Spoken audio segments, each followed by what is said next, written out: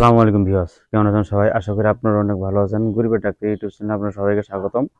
আজকে আমি আলোচনা করব বাদলা রোগ।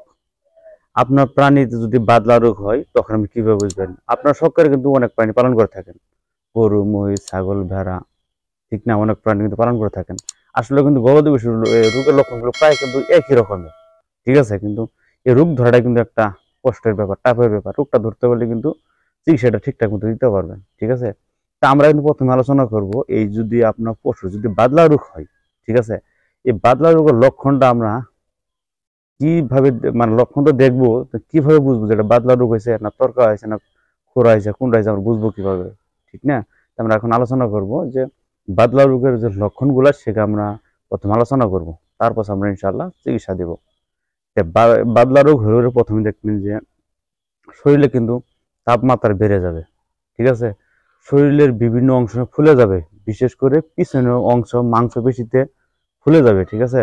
সেখানে যদি চাপ দেন আপনি, দেখবেন পসপস শব্দ করবে, দেখবেন। আবার আক্রান্ত যেখানে দেখবেন যে গোড়া হইলো, চাপ দিলে পসপস শব্দ করে, ওইটা একসময় দেখবেন যে কালচা রঙের হয়ে যাবে, মানে কালা বর্ণ হবে।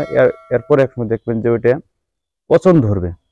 এই আক্রান্ত মানে এই পশুটা একসময় দেখবেন মারা যাবে, ঠিক আছে? তা আমরা এখন জানলাম যে এই কটা লক্ষণ যদি আমরা দেখি, বা আপনার পশু বাসার পশু দেখলেন যে কারা পশুর সঙ্গে যদি এই লক্ষণগুলো মিলে যায়, তখন কিন্তু আমরা ধরে নেবেন যে আপনার পশুটা কিন্তু বাদলা রোগে আক্রান্ত হয়েছে, ঠিক আছে? এখন তো আমরা রোগ ধরলাম যে বাদলা রোগ হয়েছে, এখন চিকিৎসা দেবো যে বাদলা রোগ থেকে পশুকে কিভাবে আমরা বাঁচিয়ে নিব। এখন এই চিকিৎসাটা দেবো, চিকিৎসাটা মন দিয়ে শুনবেন। তা আমরা প্রথমে কিন্তু জানেন যে এই যে যখন রোগ জীবাণুগুলো হয়, এই রোগ জীবাণুগুলোকে মারার জন্য কিন্তু প্রথমে আমরা কিন্তু অ্যান্টিবায়োটিক সাজেশন করে থাকি, ঠিক আছে? তো এখন আমরা প্রথমে সাজেশন করব অ্যান্টিবায়োটিকটা, ঠিক আছে? অ্যান্টিবায়োটিকটা হলো পনাপেন, কম্বিএফেন, কম্বিএফেন ভ্যাট, পেনাসিলিন 40 লাখ, ঠিক আছে? পনাপেন, কম্বিএফেন ভ্যাট, পেনাসিলিন 40 লাখ। এগুলা কিন্তু এক এক মাত্রায়, এটা আপনারা জানেন। 6.5 সিসি পানি দিয়ে গুলে 10 সিসি হবে মাংসপেশিতে, একবারই আপনি এই ইঞ্জেকশনটি দিবেন, ঠিক আছে? আমি নিয়মটা আবারও বলছি, পনারপেন, কম্বিআরপেন ভ্যাট, পেনাসিলিন 40 লাখ, এই তিনটার মধ্যে যে কোনো একটা, ভুল করে তিনটাই দিবেন না, তাহলে কিন্তু পশু মারা যাবে, ঠিক আছে? একটা আমরাও নাম বলি কিসের জন্য, ওনাকে যদি একটা বলবেন মনে করে যে নামই জানে না, খালি একটা নামই বললো, আর কি কোম্পানি নাই, আর কোনো ওষুধ নাই, এভাবে কোনো মানুষ মনে করতে পারে। সেই জন্য আমরা নাম অন্তত তিনটে করে বলি আমরা, ঠিক আছে? যাতে তিনটার মধ্যে যেটা সহজ হয় সেটা যেন, মানে যার পশু আক্রান্ত হয়ে চিকিৎসার দরকার তারা কিন্তু তখন দিতে পারে। সেই জন্য আমরা নাম 2-3টা করে বলি, এই দুইটার মধ্যে যেটা সহজ হয় সেটা দিয়ে যেন চিকিৎসা করতে পারে। অনেক দেখা যায় ফার্মেসিতে ওষুধ থাকে না, স্টকে থাকে না। এখন এই ওষুধ যদি না পাওয়া যায়, প্রাণীকে চিকিৎসা দিতে হবে না, না দিলে কি বাঁচবে?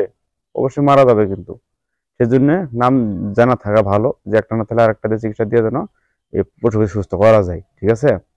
আমি আবারও বলছি, পনাফেন, কম্বিআরপেন ভ্যাট, পেনাসিলিন 40 লাখ, তিনটের মধ্যে যে কোনো একটা। এগুলো কিন্তু এক এক মাত্রা থাকে, ঠিক আছে? 6.5 সিসি থাকবে, পানি দিয়ে গুলে আপনার 10 সিসি হবে মাংসপেশিতে। দিনে একবার, আপনি একবার করে 5 থেকে 7 দিন আপনি এই ইঞ্জেকশনটি দিবেন। এরপরে আপনার পশুর যদি, বলেছি আমি আগেই, অনেকেই পশু যদি থাকে, অ্যালার্জি থাকে, এই অ্যালার্জিটা দূর করার জন্য আপনার কিন্তু এই অ্যালার্জি প্লাস আর ভিতরে যে রোগগুলা উপরে ভাসানোর জন্য কিন্তু হিস্টাভেট, এস্টাভেট, ডিলারজেন, এই ওষুধগুলো কিন্তু ব্যবহার করা হয়। অনেকে দিয়ে যায় কিন্তু জানে না কোনটা কি, ঠিক আছে? এটা দেওয়ার না, এটা দেওয়ার না হিসেবে কিন্তু অনেক চিকিৎসা করে, ঠিক আছে? আসলে আমরা জানবো কোনটা দিলে কিসের জন্য কি কাজ, সেটা আমরা জানবো, জানা পরে চিকিৎসা দিব। তাই হিস্টাভেট, এস্টাভেট, ডিলারজেন, এই তিনটার মধ্যে যে কোনো একটা ইঞ্জেকশন আপনি 3 থেকে 5 মিলি করে দিনে একবার করে মাংসপেশিতে 5 থেকে 7 দিন এই ইঞ্জেকশনটি আপনি দিবেন। আশা করি আপনার যে রোগের পশুর যে বাদলা রোগটা, এই রোগটা কিন্তু তখন আর থাকবে না, ইনশাল্লাহ ঠিক হয়ে যাবে। এটা কিন্তু আল্লাহর ভরসা রাখতে, কারণ সবকিছু করে না হলো যাত কিন্তু একমাত্র আল্লাহ তাআলা, ঠিক না? এটা তো ওসিলা। আল্লাহ যেমন রোগ দিয়েছে তেমন ওষুধও দিয়েছে, ঠিক আছে? চিকিৎসাও দিয়েছে, কিন্তু আপনাকে সেটা মেনেই কিন্তু চলতে হবে, করতে হবে। ঠিক আছে? বাদলা রোগের চিকিৎসাটা আমি যে বললাম এটা মনে হয় চেষ্টা করবেন। আর লক্ষণগুলো বিশেষ করে যে কোনো রোগী আপনার প্রথমে আগে রোগের লক্ষণটা ধরা শিখবেন আগে, যে কি রোগ হয়েছে সেটা ধরবেন আগে। এটা ধরতে পারলে কিন্তু ফার্মেসিতে যা কিন্তু আপনি নিজে বলতে পারেন যে অমুক রোগ ওষুধ দেন, খোড়া রোগ ওষুধ দেন, বা বাদলা রোগ ওষুধ দেন, বা তরকা রোগ ওষুধ দেন, এরকম নাম বলতে পারবেন। বললে কিন্তু দিয়ে দেবো।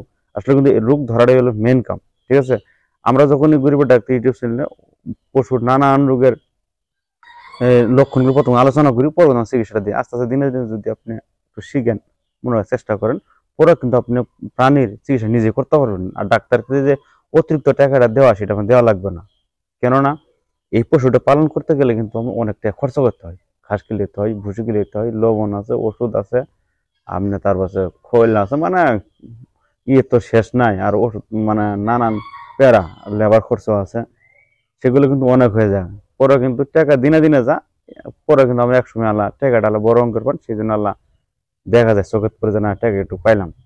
আর যদি আপনার খরচ, যদি আপনি পশুপালনের খরচ যদি কমাতে না পারেন, পরে কিন্তু আপনি লাভ করতে পারবেন না, দেখবেন আপনার ক্ষতি হবে। সেই জন্য এই প্রাণীটা কিন্তু মেন যেটা সেটা হলো চিকিৎসাটা ঠিকঠাক মতো না দিতে পারেন, দেখবেন যে আমরা লক্ষ টাকার জিনিস, সে কম হোক মানে যাই হোক, হাজার হোক, লক্ষ হোক, আর যেটাই হোক না কেন, সেটা কিন্তু তখন থাকবে না। প্রথম চিকিৎসা দিবেন, ইনশাল্লাহ আপনার প্রাণী সুস্থ থাকলে কিন্তু টাকা পাবেনি। আর যদি মারা যায়, কিচ্ছু পাবেন না, আমরা সব শেষ। এই আশা করি এই চিকিৎসাটা কিন্তু মানে গুরুত্ব দিবেন আপনারা সবসময়। রোগ ছোট বড় রোগ হলে কিন্তু আপনারা মানে অবহেলা করবেন না, সাথে সাথে ইনশাল্লাহ চিকিৎসা দিবেন, প্রাণী সুস্থ।